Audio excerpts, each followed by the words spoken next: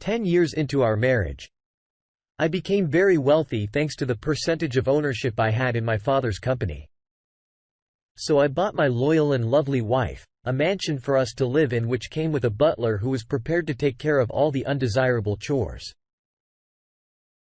My work schedule was pretty spontaneous because I could visit the office as I pleased or work from home. Our marriage and life together for the next 20 years after that were blissful. Other than some odd moments and occurrences. One day I arrived home from work to find the butler with my wife, standing side by side doing dishes. She was drying the easier part, but I didn't understand why she was willingly doing any of the chores and standing so close to him.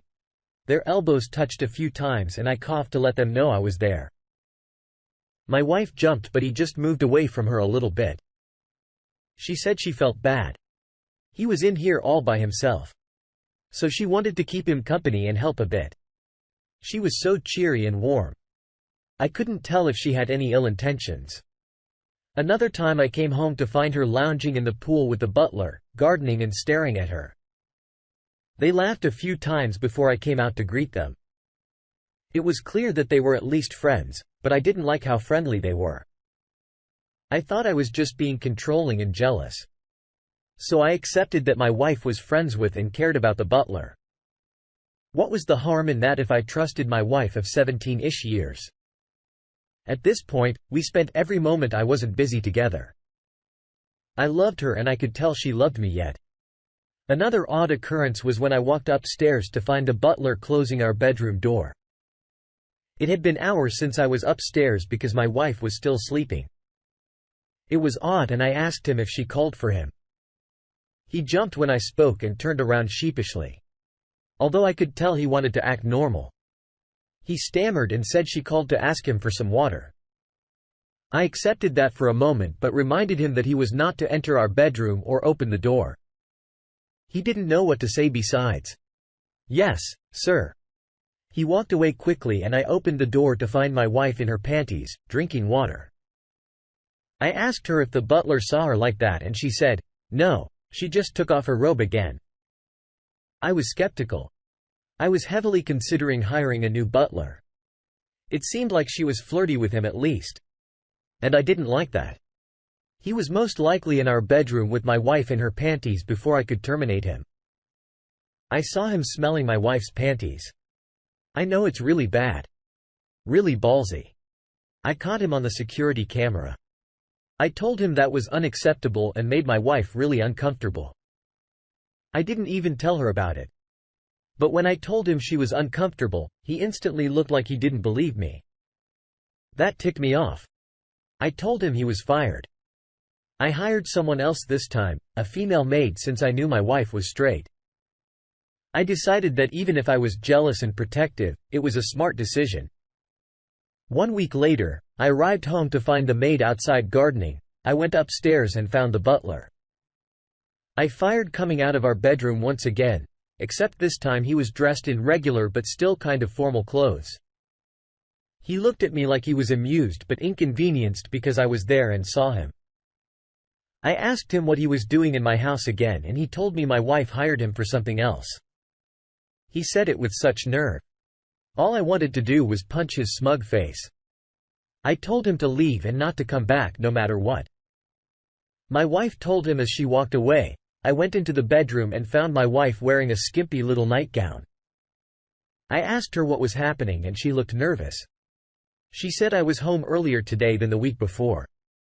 And I told her she always knew my schedule was spontaneous and not to change the subject. She turned red and told me I was freaking out over nothing.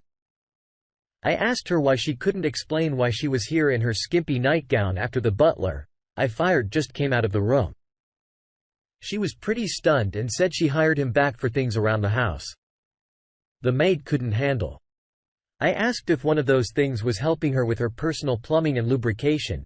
Her jaw dropped and she couldn't look me in the eye. Her cheeks must have been burning. They were so red. It looked like blood vessels in her face were showing up. It was crazy. Her face never turned that red in all the 30 years we were together. She finally said in a weak voice that if he did help her with that, it was nothing against me. I told her that it most definitely was against me because she belonged to me. We were life partners and only I was permitted to help her with her plumbing and lubrication. She said she wouldn't ask him to help her again, and asked me not to worry about it anymore. I asked if that meant she was admitting to sleeping with him and she was silent. She nodded. Yes, very minimally with her eyes watering. Then she started speaking really fast about how it didn't matter. She just considered it a job. Nothing meaningful that would take away from our marriage, and she needed me to forget about it so that nothing changed between us. I told her this was most certainly going to change things between us and it already took everything away from our marriage. I told her we were over, called her a name and told her to get out of my home. I was extremely careful to get a post not signed after I came into more money. It's not that I didn't trust my wife at the time. It was because my father and I were lawyers, which means I couldn't ever be made the fool. So my wife sorrowfully packed her bags. She had too many bags for someone with nowhere to go. The butler came to pick her up in the car he afforded with the paychecks.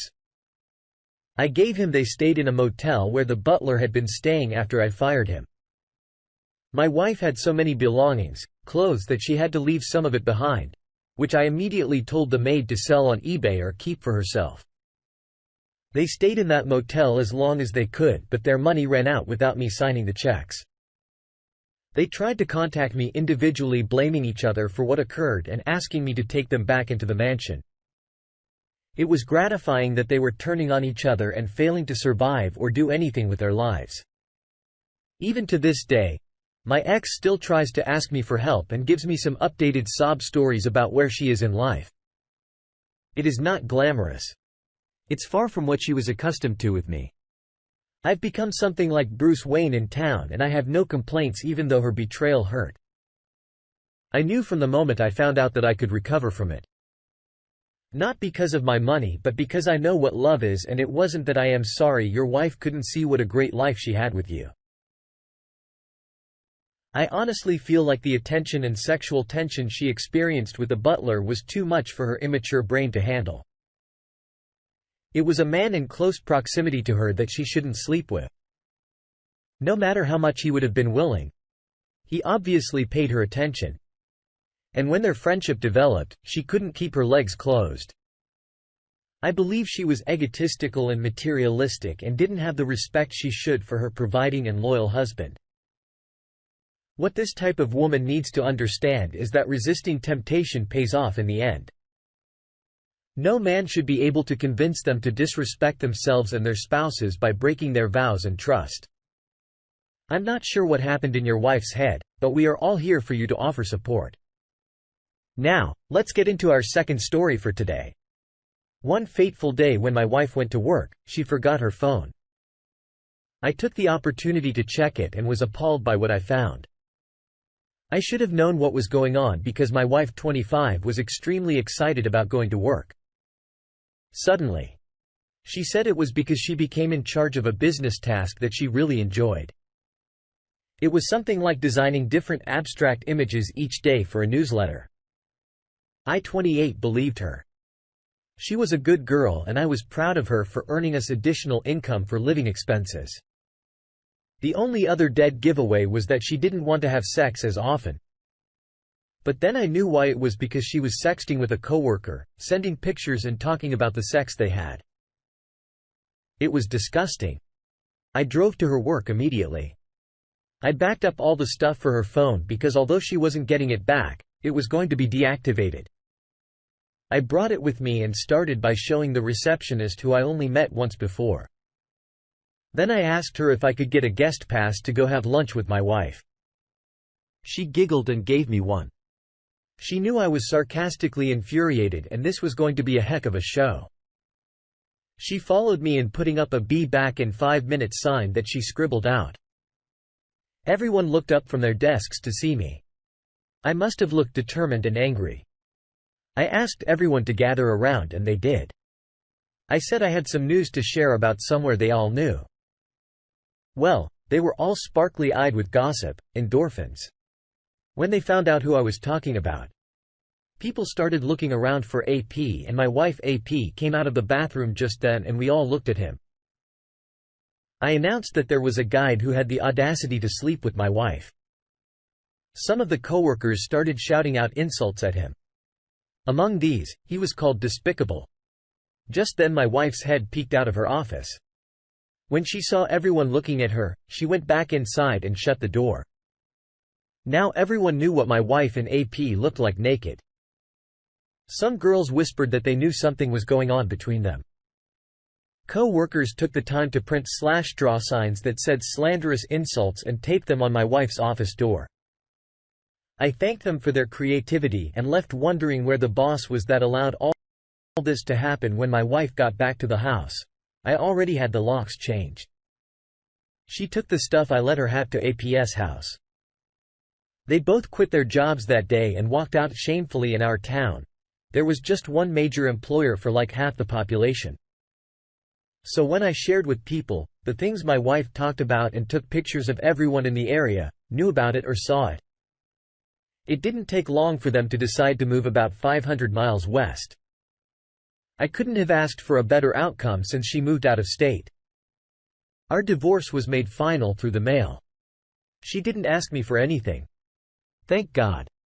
But I would have been able to prove her infidelity anyway. She was done with me and the embarrassing past she was trying to forget. I felt the same way about her and couldn't be happier with the choice I made. I am sorry your wife behaved like an untrustworthy office cheater. It's hard to get as low as a person who cheats on their spouse while utilizing their trust to earn income for the family. What are they even working for? If not to improve the life they have at home. If they honestly believe the person they start an affair with at work or anywhere is better than the spouse they have at home, they're wrong. The grass may seem greener on the other side. Finding a person with a new set of features, issues, habits, goals and interests is completely unnecessary. It is only a shame when a marriage or union ends because one spouse thought they found better in someone else or just thought they could effortlessly manage two serious relationships. Really. The only grounds for divorce, the proper way to end a marriage, is when one person absolutely cannot or will not honestly communicate with the other person. Thank you for sharing this story. I appreciate your bravery and bold confrontation. Thank you for taking the time to listen to today's stories. If you